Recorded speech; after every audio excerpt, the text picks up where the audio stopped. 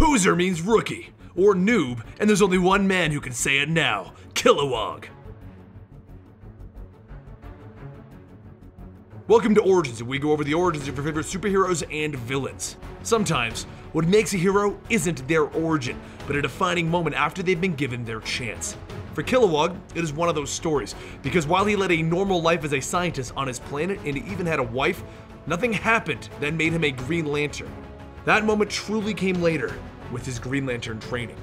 Lantern Emery shouts out at his recruits, "You poozers make me sick!" And recruit Kilowog asks, "What's a poozer, Lantern Emery?"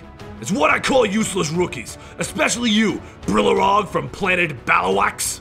"Sir, my name is Kilowog, and I'm from planet Balavox." "Are you correcting me, poozer?" No, sir. You are whoever I say you are, you got that? And if I catch you making any more unauthorized ring calls back home, then there's gonna be hell to pay, Brillerwog. The call was to my wife, Lantern Emery. She's pregnant with our first kid. You only got one family now, Pooza, and they are all wearing green rings. Lantern Emery brings his recruits to a training planet and he tells them to take their rings off. They need to learn how to function without them. The recruits push hard, pushing themselves over lava, breaking through an icy lake, and pulling each other out of quicksand. They even fought a giant squid without their rings, and as they ate the tentacles of the squid, Lantern Emery told Brillerwog to go to sleep. So he asked him, "Why do you enjoy seeing us suffer and doubt ourselves? Why do you want us to quit?" And Emery explains that he has nothing to explain to Brillerwog. "I take my job very seriously, because one day, if these ring wielders make it, they'll be lucky enough to have watched their families grow. Because lanterns die, so innocents don't. It's that simple. Getting old in the core is a privilege."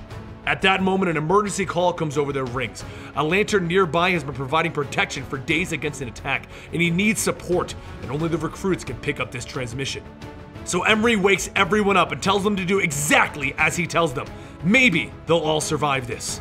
So all of the lanterns rocket off to save the day. The battle is intense, and every one of the recruits' rings are draining fast. But the enemy army begins to realize that they can win this, and they load up their beta cannon to end this.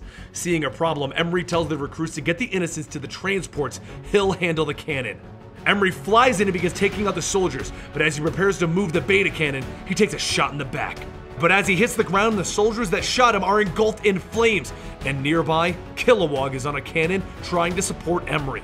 Kilowog then tears the cannon off its mount, and he begins to fire on the soldiers until the enemy retreats from the battlefield.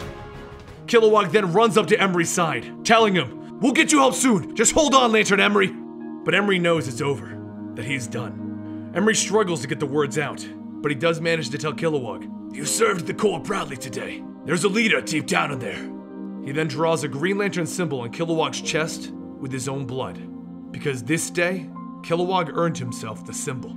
As Kilowog flew off to meet the rest of the Corps, he met another young Green Lantern named Sinestro that was impressed with his actions that day.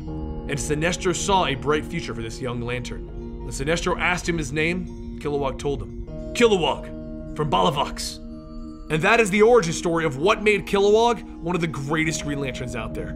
Next week, we'll be continuing our journey to Godhead by telling you what John Stewart, Hal Jordan, and Kilowog were doing during the White Lantern and Red Lantern events.